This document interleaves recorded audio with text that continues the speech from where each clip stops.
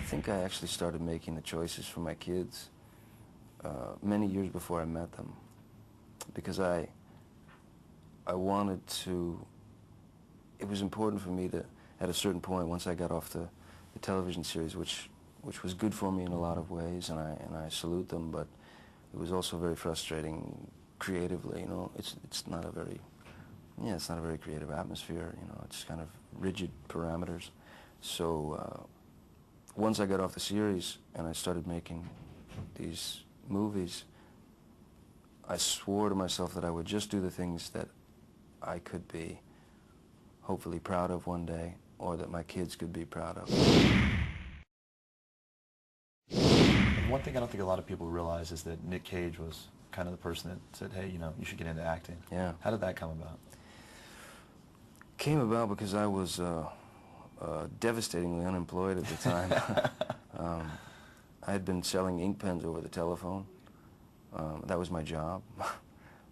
And the band was, you know, we were averaging about $25 a week per person, which was not enough. No. And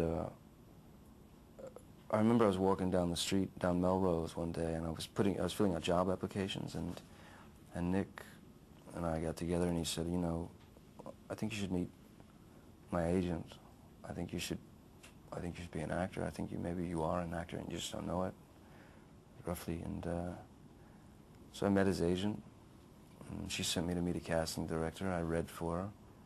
She brought me back to read for the director, which was Wes Craven, and they gave me the job. You know, they gave me the gig, and it's funny because the character that was described in the script was nothing like me. It was sort of a jock guy. Yeah. He was a big, handsome, blonde, you know, jock guy, and I was a sort of skinny, you know, guitar player with tattoos and spiky hair. Yeah. But they gave me the gig. You know, the sort of romantic kind of lead sort of thing, you know, sort of actor. I just never thought I'd be any good at it, you Right. know? I mean, there are guys out there who do that and do it well, really well. So I thought there was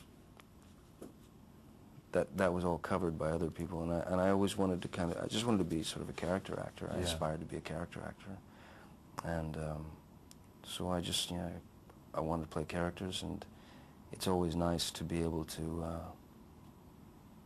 to not hide behind a character, but to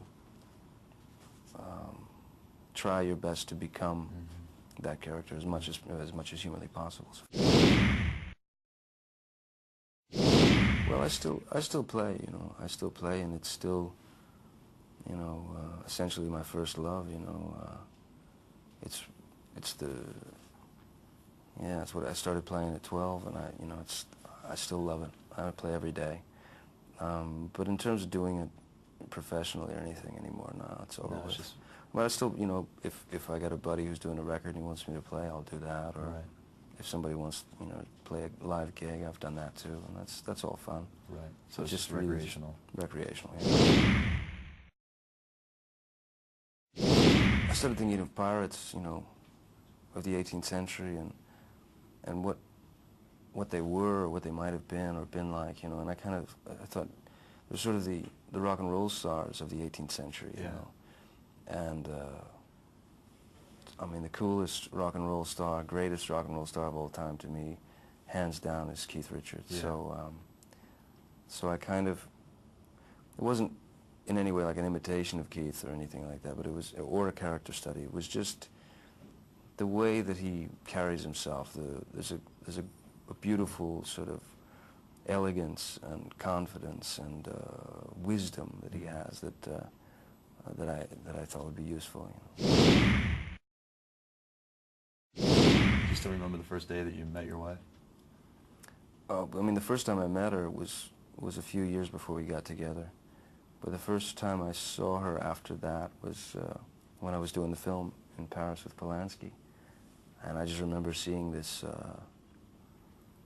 it was the lobby of this sort of restaurant, and I remember seeing this back across the room, and then suddenly the back turned and looked at me, and then walked towards me, and then it was over with at that point. Love at first sight. Kind of deal, you know. Yeah.